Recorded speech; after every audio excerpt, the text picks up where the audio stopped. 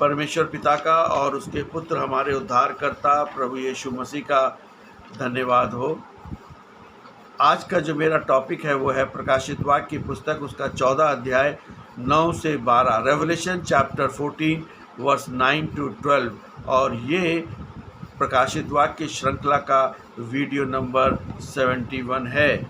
और यहाँ पे परमेश्वर के वचन में इस प्रकार से लिखा हुआ है कि उसके पश्चात एक तीसरा स्वर्गदूत ऊंची आवाज़ में यह कहता हुआ आया कि यदि उस पशु और उसकी मूर्ति की पूजा करें और अपने माथे या हाथ पर उसकी छाप लगवाए, तो वह भी परमेश्वर के प्रकोप की वह मदिरा जो उसके क्रोध के कटोरे से भरपूर उंडेली गई है पिएगा, और पवित्र स्वर्गदूतों और मेमने की उपस्थिति में उसे आग और गंधक की घोर यातनाएं सहनी पड़ेगी।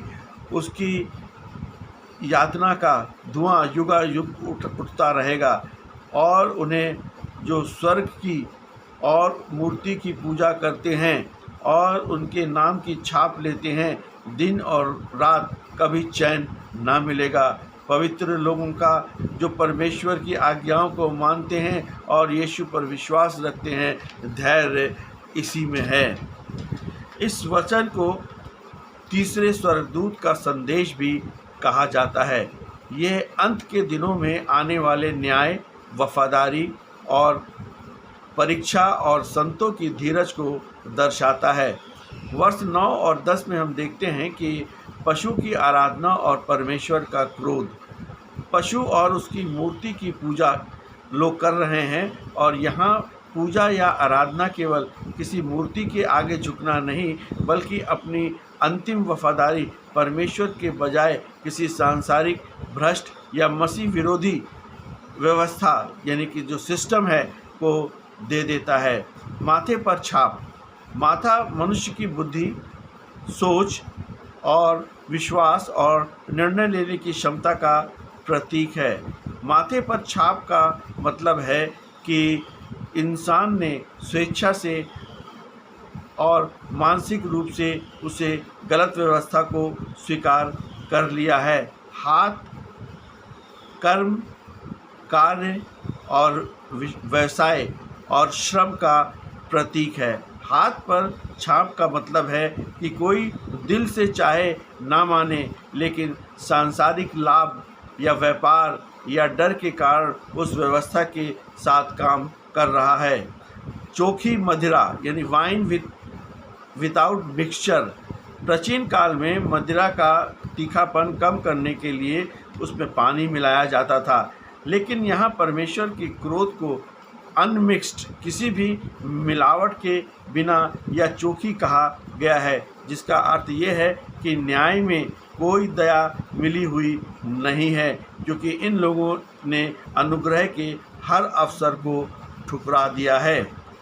वर्ष 11 में हम देखते हैं कि अनंत काल का न्याय।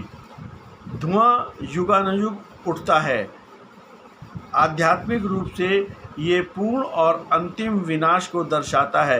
ये भाषा पुराने नियम यशाया 34:10 एदोम का विनाश से ली गई है, जिसका अर्थ है कि इस न्याय का प्रभाव हमेशा के लिए रहेगा। मसीह विरोधी ताकतें फिर कभी सिर नहीं उठा पाएंगी। चैन ना मिलना आत्मिक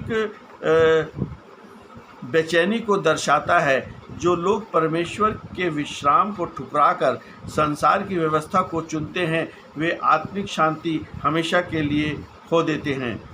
वर्ष 12 में हम देखते हैं कि संतों का धीरज और पहचान। परमेश्वर की आज्ञाओं को मानना। वे केवल जुबान से विश्वास नहीं करते, बल्कि उनके जीवन में परमेश्वर की व्यवस्था और नैतिक नियमों के प्रति आज्ञाकारिता दिखाई देती है। यीशु मसीह का विश्वास।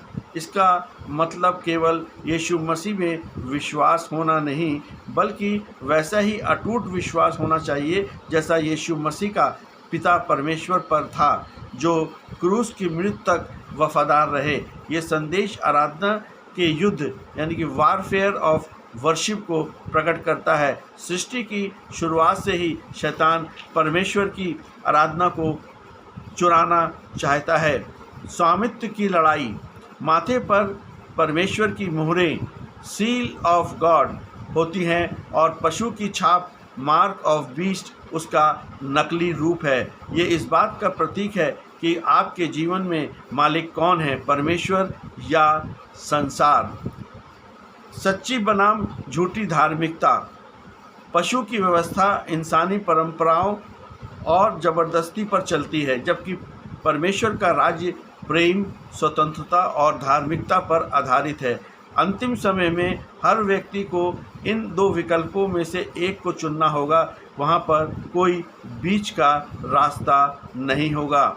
हिस्टोरिकल फैक्ट यानी कि ऐतिहासिक तथ्य ये है कि रोमन साम्राज्य का इतिहास को जानना जरूरी है। पहली शताब्दी में रोम के सम्राट जैसे नीरो और डोमिटियन खुद को ईश्वर घोषित करते थे। हर नागरिक के लिए सम्राट की पूजा करना और धूप जलाना अनिवार्य था। ऐसा करने से उन्हें एक प्रमाण पत्र यानी कि एक सर्टिफिकेट मिलता था जिसमें वे व्यापार कर सकते थे, और जो इनकार करते थे उन्हें मार दिया जाता था या आर्थिक रूप से तबाह कर दिया जाता था। Dark ages.